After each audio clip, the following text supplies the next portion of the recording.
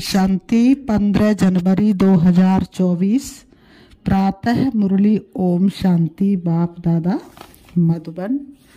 आज बाबा ने सुनाया। बाबा कहते, मीठे बच्चे, बाप आया है तुम बच्चों को स्वच्छ बुद्धि बनाने। जब स्वच्छ बनो तब तुम देवता बन सकेंगे। बाप आया है तुम बच्चों को स्वच्छ बुद्धि बनाने। जब स्वच्छ बनो तब तुम देवता बन सकेंगे। आज की मुरली से बाबा ने प्रश्न किया, इस ड्रामा का बना बनाया प्लान कौन सा है जिससे बाप भी छूट नहीं सकता? उत्तर, हर कल्प में बाप को अपने बच्चों के पास आना ही है। पतित दुखी बच्चों को सुखी बनाना ही है। यह ड्रामा का प्लान बना हुआ है। इस बंधन से बाप भी छूट नहीं सकता। बाबा कहते, इस बंधन से तो मैं भी नहीं छूट सकता। दूसरा प्रश्न है, पढ़ाने वाले बाप की मुख्य विशेषता क्या है? पढ़ाने वाले बाप की मुख्य विशेषता क्या है? उत्तर, वह बहुत निरहंकारी बन पतित दुनिया पतित तन में आते हैं। बाप इस समय तुम्हें स्वर्ग का मालिक बनाते, तुम फिर द्वापुर में उनके लिए सोने का मंदिर बनाते हो। द्वापुर युग में सीढ़ी उतरते ही क्या करते हो? सोने का मंदिर बनाते हो। आज की मुरली से गीत बजाए, इस पाप की दुनिया से, नफरत की दुनिया से कहीं दूर हमें ले चल। ओम शांति। मीठे मीठे रूहानी बच्चों ने ये गीत सुना कि दो दुनिया, एक पाप की दुनिया और एक पुण्य की दुनिया, दुख की दुनिया और सुख की दुनिया। सुख जरूर नई दुनिया नए मकान में हो सकता है, पुराने मकान में दुख ही होता है, इसलिए उनको खलास किया जाता। मकान पुराना हो जाता तो उसको क्या किया जाता है? खलास किया जाता है। फिर नए मकान में सुख में बैठना होता है। अब बच्चे जानते भगवान को कोई मनुष्य मात्र नहीं जानते। रावण राज्य होने कारण बिल्कुल ही पत्थर बुद्धि तमो प्रधान बुद्धि बन गए हैं। बाप आकर समझाते, मुझे भगवान तो कहते हैं परंतु जानते कोई भी नहीं है। भगवान को नहीं जानते तो कोई काम के ना रहे। दुख में ही हे प्रभु हे ईश्वर कह पुकारते हैं परंतु बंडर है। एक भी मनुष्य मात्र बेहद के बाप रचता को जानते ही नहीं। कह देते हैं सर्वव्यापी है, कच्छ मच्छ में परमात्मा है। ये तो परमात्मा की गिलानी करते हैं, बाप को कितना डिफेम करते हैं। इसलिए भगवान वाच है, जब भारत में मेरी और देवी देवताओं की गिलानी करते करते सीढ़ी उतरते तमो प्रधान बन जाते, तब मैं आता हूँ। ड्रामा अनुसार बच्चे कहते, इस पाठ में फिर भी आना पड़ेगा। बाप कहते, ये ड्रामा बना हुआ है, मैं भी ड्रामा के बंधन में बंधा हुआ हूँ।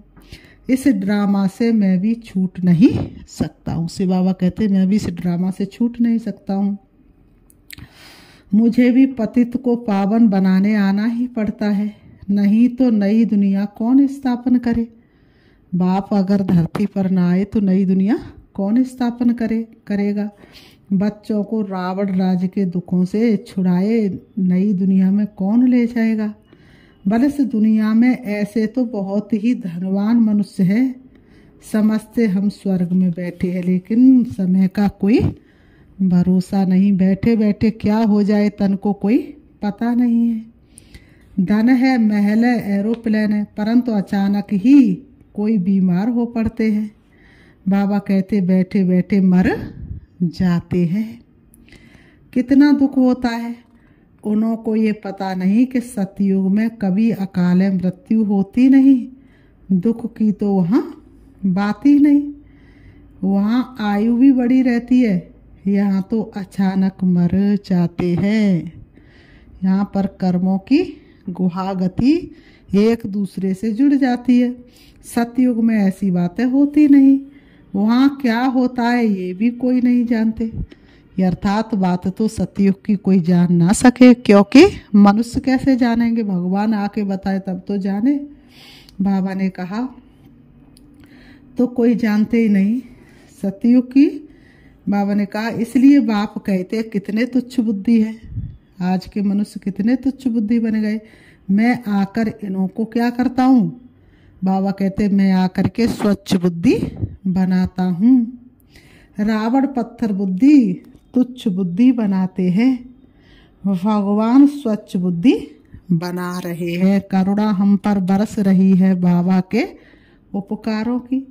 बाप तुमको मनुष्य से देवता बना रहे हैं। सब बच्चे कहते हम सूर्यवंशी महाराजा महारानी बनने आए हैं। कोई भी नहीं कहेगा कि हम चंद्रवंशी बनने आए हैं।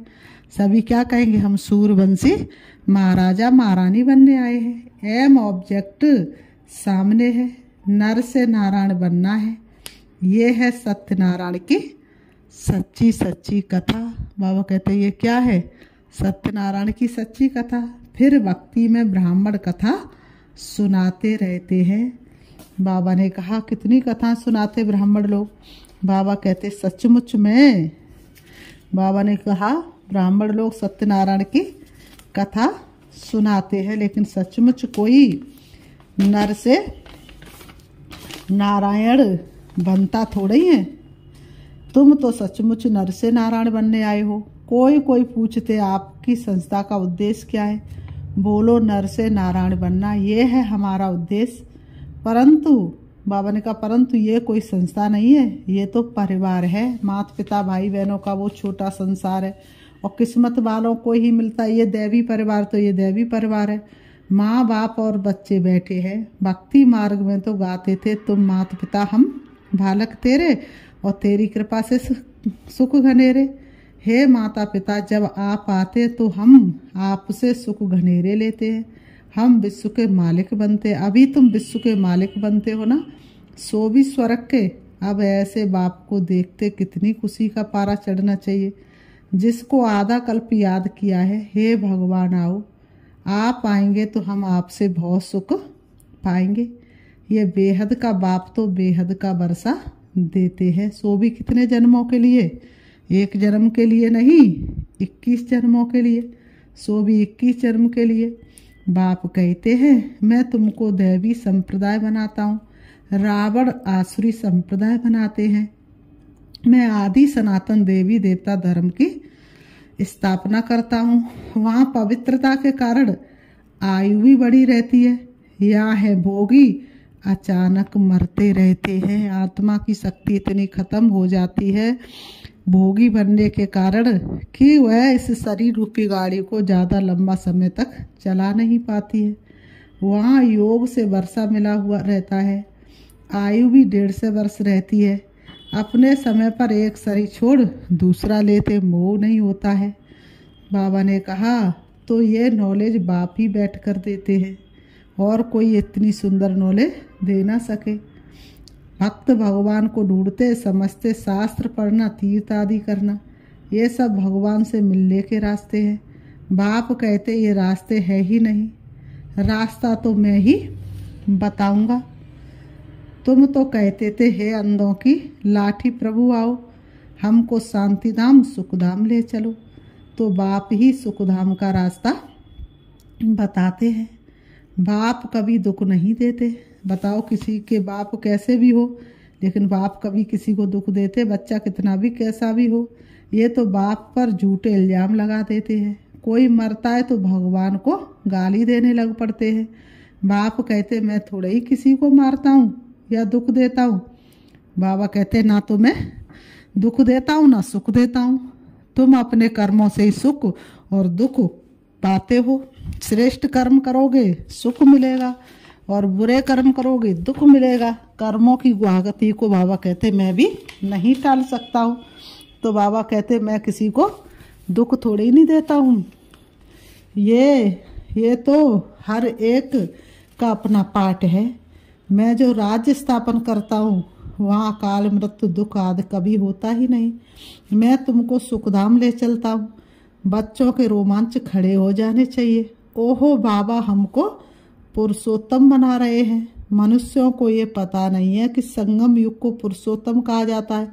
भक्ति मार्ग में भक्तों ने फिर पुरुषोत्तम माँ साध बैठ बनाए हैं। वास्तव में है पुरुषोत्तम युग, जबकि बाप आकर ऊंचे से ऊंच बनाते हैं। ये सबसे सुहाने पल है जिंदगी के, और मिलन सिंधु में जब समाये हुए हैं। अभी तुम पुरुषोत्तम बन रहे हो। सबसे ऊंचे से ऊंच पुरुषोत्तम लक्ष्मी नारायणी है। मनुष्य तो कुछ भी समझते नहीं। बाबा ने कहा चढ़ती कला में ले जाने वाला एक ही बाप है। अभी बाबा ने कहा ये पुराना क्या है, छींची चोला है। अभी ये पुराना छींची चोला है, इसलिए कहते जाना दुनिया से पड़ेगा चोला तज तज के। तुम पहले नई दुनिया में सतो प्रधान थे, फिर 84 जन्म भोग तमो प्रधान शूद्र बने हो, अब फिर शूद्र से ब्राह्मण बने हो। अब बाप आए हैं भक्ति का फल देने। बाप ने सतयुग में फल दिया था। बाप है ही सुखदाता। बाप पतित पावन आते ही है तो सारी दुनिया के मनुष्य मात्र तो क्या प्रकृति को भी सतो प्रधान बनाते हैं। प्रकृति भी कैसी बन जाती है, संपूर्ण सतो प्रधान। अभी तो प्रकृति भी तमो प्रधान है, अनाज आदि मिलता ही नहीं है। वह समझते हम ये करते हैं, अगले साल बहुत अनाज होगा, परंतु कुछ भी होता नहीं। नेचुरल कैलेमिटीज को कोई क्या कर सकेंगे। अगले साल बाबा ने कहा फैमन पड़ेगा, अर्थक्वेक होगी, बीमारियां होंगी, रक्त की नदियां बहेंगी। ये वही महाभारत लड़ाई है। अब बाप कहते हैं तुम अपना वर्षा पालो, मैं तुम बच्चों को स्वर्ग का वर्षा देने आया हूँ। माया रावण श्राप देती है, नरक का वर्षा देती है, ये भी खेल बना हुआ है। बाप कहते ड्रामा अनुसार मैं भी बाबा ने कहा शिवालय स्थापन करता हूँ। ये भारत शिवालय था, अभी वैश्यालय है। विषय सागर में गोता खाते रहते हैं। अभी तुम बच्चे जानते हो बाबा हमको शिवालय में ले जाते हैं तो ये खुशी रहनी चाहिए। बाबा ने कहा तो हमको बेहद का भगवान पढ़ा रहे हैं। बाबा ने कहा पढ़ा रहे हैं। बाप कहते हैं मैं तुमको विश्व का मालिक बनाता हूँ। भारतवासी अपने धर्म को ही नहीं जानते हैं। भारतवासी किसको भूल गए हैं, अपने ही धर्म को भूल गए हैं। तो भारतवासी अपने ही धर्म को नहीं जानते हैं। आदि सनातन देवी देवता के बदले अपने को क्या कहलाते हैं, हिंदू कहलाते हैं। तो भारतवासी अपने ही धर्म को भूल गए हैं। बाबा ने कहा तो हमारी बिरादरी से बड़े ते बड़ी, बाबा ने कहा हमारी बिरादरी से बड़े ते बड़ी है, हमारी बिरादरी बड़े तो बड़ी से बड़ी है जिससे और बिरादरियां निकलती है। आदि सनातन कौन सा धर्म कौन सी बिरादरी थी ये समझते नहीं। आदि सनातन देवी देवता धर्म वालों की बिरादरी, फिर सेकंड नंबर में है चंद्रवंशी बिरादरी, फिर इस्लामी वंश की बिरादरी। ये सारे झाड़ का राज और कोई समझा ना सके। अभी तो देखो कितनी बिरादरियां हैं, टालियां कितनी है। ये है वैरायटी धर्मों का झाड़। ये बातें बाप ही आकर बुद्धि में डालते हैं। ये पढ़ाई है, ये तो रोज पढ़नी चाहिए। भगवान वाच मैं तुमको राजाओं का राजा बनाता हूँ। पतित राजाएं तो विनाशी धन दान करने से बन सकते हैं। मैं तुमको ऐसा पावन बनाता हूँ जो तुम 21 जन्म के लिए विश्व का मालिक बनते हो। वहाँ कभी अकाल मृत्यु होती नहीं, अपने टाइम पर शरीर छोड़ते हैं। तुम बच्चों को ड्रामा का राज भी बाप ने समझाया है। वह बायोस्कोप ड्रामा आदि निकले हैं तो इस पर समझाने में भी सहज होता है। आजकल तो बहुत ड्रामा आदि बनाते, मनुष्यों को बहुत शौक हो गया है। वह सब है ही हद के, ये है बेहद का ड्रामा। इस समय माया का पंप बहुत है। मनुष्य समझते अभी तो स्वर्ग बन गया है, आगे थोड़ी इतनी बड़ी बिल्डिंग्स आदि थी तो कितना आपोजिशन है। बाबा ने कहा भगवान स्वर्ग रचते हैं तो माया भी अपना स्वर्ग दिखाती है। ये है सब माया का पंप।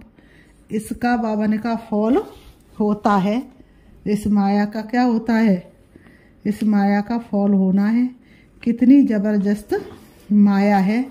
माया देखो कितनी जबरदस्त है, कैसे अपना रंग दिखाती है।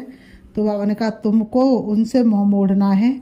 बाप है ही गरीब निवाज, साहूकारों के लिए स्वर्ग है, गरीब बेचारे नरक में हैं। तो अब नरकवासियों को स्वर्गवासी बनाना है। गरीब ही वर्षा लेंगे, साहूकार तो समझते हम स्वर्ग में बैठे हैं, स्वर्ग नरक यहाँ ही है। इन सब बातों को अब तुम समझते हो। भारत कितना बेकारी बन गया है।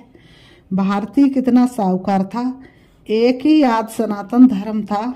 अभी भी कितनी पुरानी चीजें निकालते रहते, अभी भी देखो कितनी पुरानी चीजें निकालते रहते हैं। बाबा ने कहा, कहते इतने वर्षों की पुरानी चीजें, हड्डियां निकालते हैं, कहते इतने लाखों वर्ष की है। अब लाखों वर्ष की हड्डियां फिर कहाँ से निकल सकती हैं। बाबा ने कहा, उनका फिर दाम भी कितना रखते हैं। बाप समझाते, मैं आकर सबकी सदगति करता हूँ, इनमें प्रवेश कराता हूँ। ये ब्रह्मा साकारी है, यहाँ यही फिर सूक्ष्म मतनवासी फरिश्ता बनते हैं। ये ब्रह्मा ही सूक्ष्म मतनवासी फरिश्ता बनते हैं। वह अव्यक्त ये व्यक्त बाप कहते हैं। मैं बहुत जन्मों के अंत के भी अंत में आता हूँ।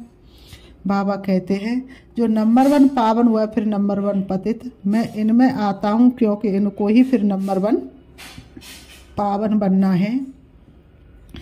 ये अपने को कहाँ कहते हैं कि मैं भगवान हूँ, फलाना हूँ। बाप भी समझते हैं, मैं इस तन में प्रवेश कर इन द्वारा सबको सतो प्रधान बनाता हूँ।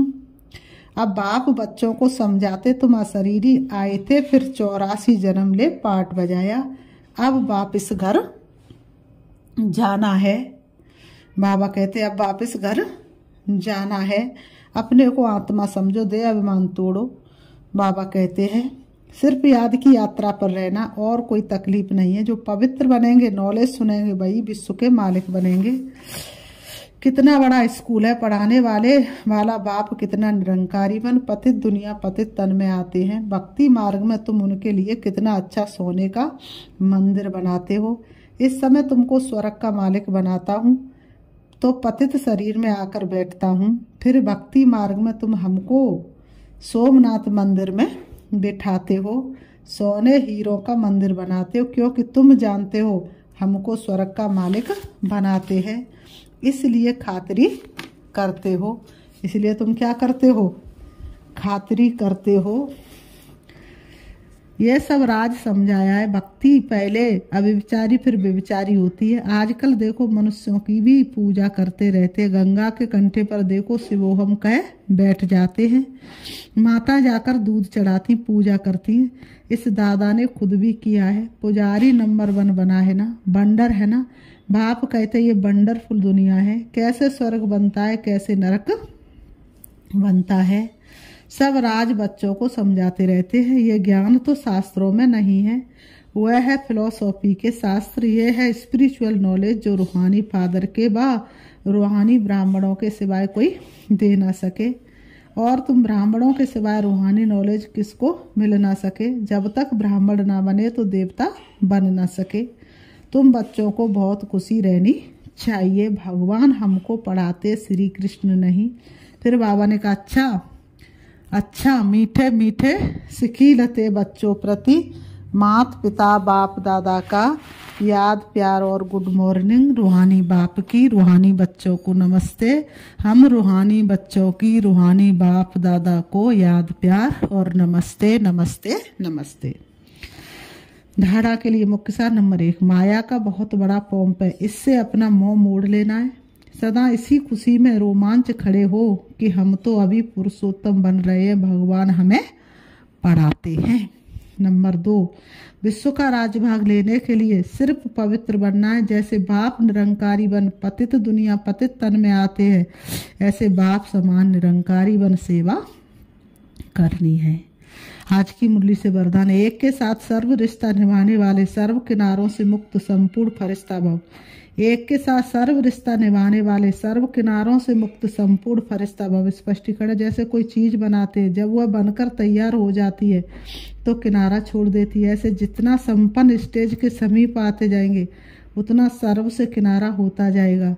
जब सब बंधनों से वृत्ति द्वारा किनारा हो जाए, अर्थात किसी में भी लगाव ना हो, तब संपूर्ण फरिश्ता बनेंगे। एक के साथ सर्व रिश्ते निभाना यही ठिकाना है। इससे ही अंतिम फरिश्ते जीवन की मंजिल समीप अनुभव होगी, बुद्धि का भटकना बंद हो जाएगा। स्लोगन, स्नेह ऐसा चुम्बक है जो गिलानी करने वाले को भी समीप ले आता है। स्नेह ऐसा चुम्बक है जो गिलानी करने वाले को भी समीप ले आता है। आज का पुरुषार्थ, अपनी शक्तिशाली मनसा द्वारा सकाश देने की सेवा करो। मनसा सेवा के लिए मन बुद्धि व्यर्थ सोचने से मुक्त होना चाहिए। मन मनावव के मंत्र का सहज स्वरूप होना चाहिए।